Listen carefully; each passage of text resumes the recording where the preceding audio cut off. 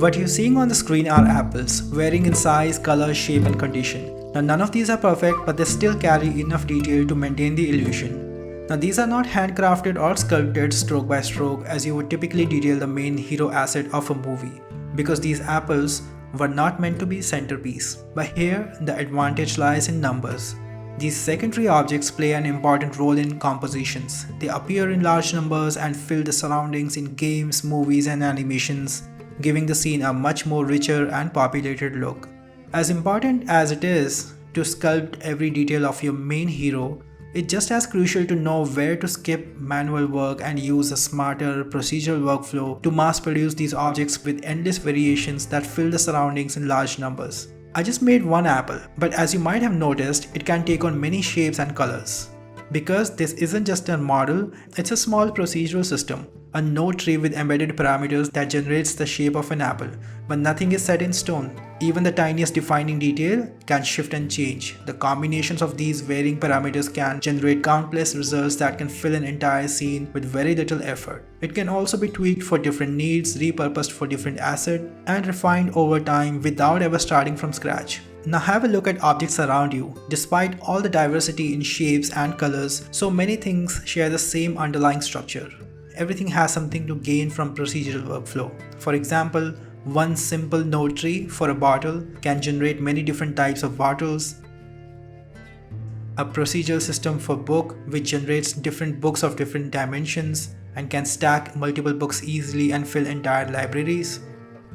A small building system can expand to populate an entire street, hundreds of scattered objects with layered details where one element drives another, which would be impractical to achieve with manual modeling. With procedural workflows, you can iterate faster, focus on bigger picture and manage assets much more efficiently. Blender's geometry nodes is a rapidly evolving tool, and while it's still growing, it's already powerful enough to change the way you work.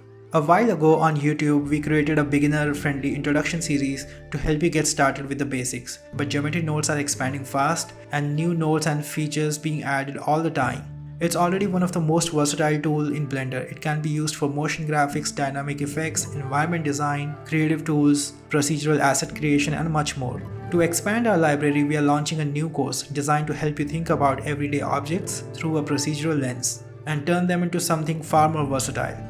This course is all about making those intimidating node networks easier to understand, showing you where to begin and how to start, and helping you ease into procedural workflows. Proceduralism could feel a bit tricky to grasp, but don't worry, we'll break it down step by step. Even if you only know the basics of geometry node, you will have no trouble following along. This course includes 14 chapters structured for clarity, over 8 hours of densely packed content, project files at every level to help you explore and experiment, bonus files of additional procedural objects to study and go beyond the course, 3D file of the trailer scene.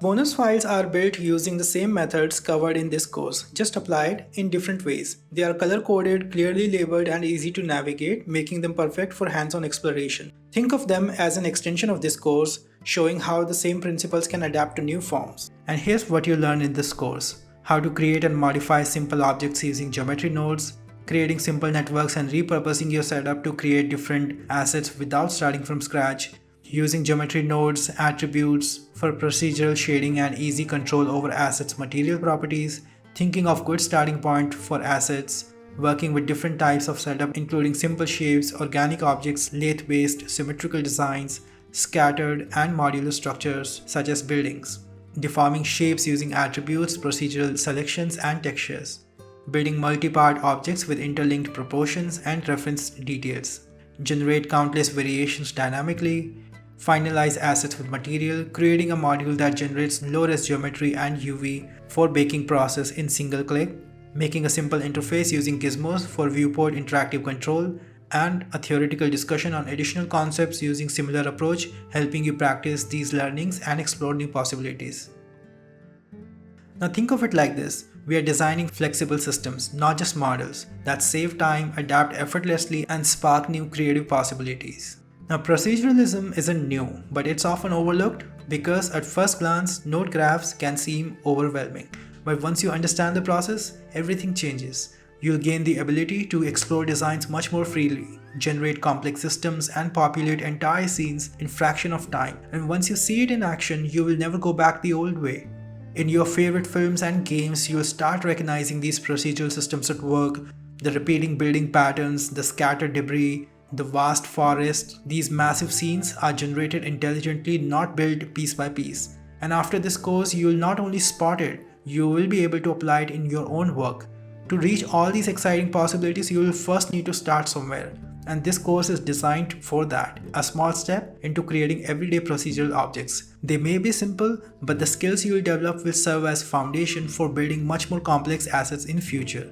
Now, this course might not teach you to create perfect procedural system with highest complexity, but it will surely make stepping into this journey a whole lot easier. What you will create will be far more powerful than static models, and as your skills grow from here, you will naturally start thinking strategically and building even more advanced creations. Whether you are a content creator, indie game developer, or working in collaborative environment, you can always benefit from procedural workflow.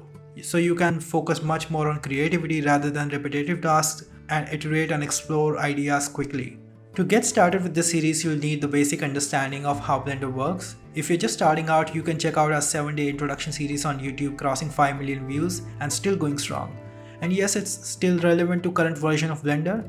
And for geometry nodes, our free introduction to geometry node series will help you grasp the basics. Having foundational understanding will make it much more easier to follow along. Now both the playlists are free to watch on YouTube, so be sure to check them out.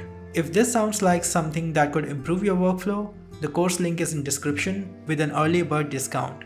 And finally, I want to thank everyone who supported my character creation series last year. Thousands of you watched, learned and shared your work, and I've been amazed by inspiring renders and animations from community. And honestly, I can't wait to see what you will create with this new series. So join our dedicated Discord server to share your results, discuss ideas and troubleshoot with fellow learners. So let's begin this journey, a small step to big ideas, and I hope to see you there. Take care.